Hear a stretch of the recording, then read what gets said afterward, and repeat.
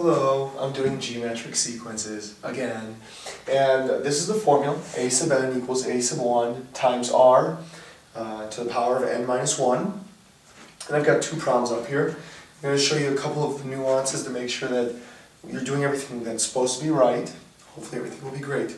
Now I want you to find the fifth term of a sequence. I didn't write that down, but it's of a geometric sequence, I should have said as well. By the way, if you see r, it means it's geometric. If you see d, it means arithmetic. Where the first term is -3 and r equals -2. Now here's what I have students do. And I don't blame them at all because it doesn't bother me. You can figure it out any way you want. You have to learn how to use the formula though, because when you end up doing a series of sequences, whether it's geometric or arithmetic, you have to feel comfortable with that. That's a given. That's a given. But like on this type of problem, you don't necessarily have to, but I'm still going to show you how to do it anyways, because it is actually something that will help later on if you keep exploring the topic. So I want you to find the fifth term.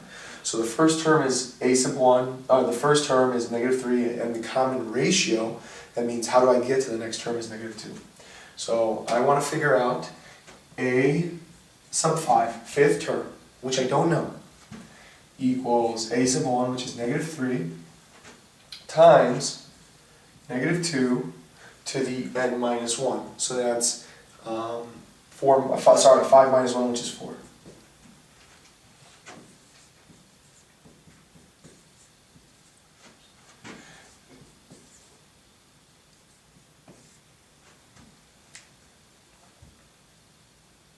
You should be aware of that.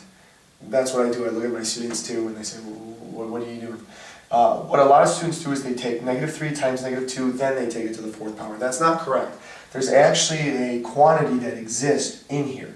So you actually got to take care of r to the power before you multiply by -3. And then a student says, I don't get it, you're in line. And then they say, why? And I say, order of operations, exponents before multiplication. And they think, oh, okay, that makes sense. So,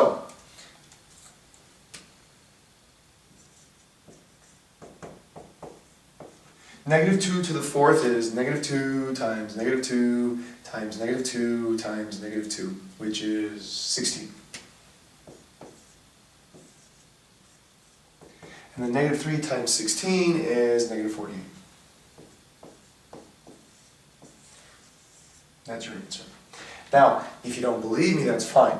There is actually another way to do it, and this is what I have students do. They just do this right away, and they don't even bother trying anything else.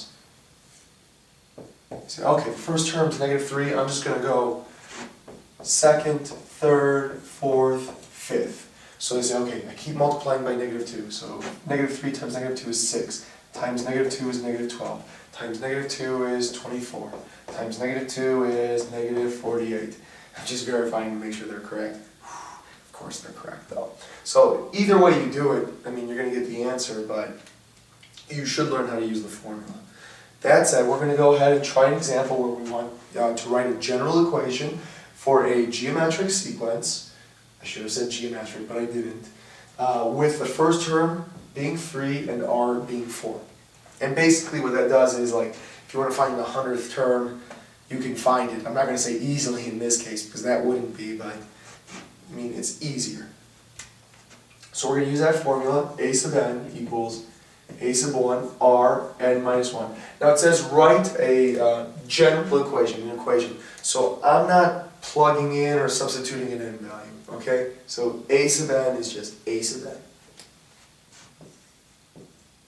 My a sub 1 is 3 times my r, which is 4, to the n minus 1. Now if you did figure out a value, and by the way, that's a general equation, and it's not 12. You actually have to do this first before you multiply by 3. So don't do that. Students do that thinking that they did something great. Don't do that. So if you want to figure out, let's say, like the 10th term, like that's pretty cool. A sub 10 equals 3 times 4 to the 10 minus 1. So it's 4 to the 9th. I'm not going to lie, I don't know what 4 to the 9th is, and I don't carry a calculator with me, so I don't really know. But you figure out what 4 to the 9th is, and then you multiply it by 3. And you get your 10th term. It's pretty cool. Doesn't maybe seem like it makes a big deal, because you could do that, you know, just multiplying it out. But if it asks for the 100th term, you could use the formula and ascertain the answer like that. With that said, I hope you found that helpful. We're going to try geometric means afterwards. But for right now, have a great day. Goodbye.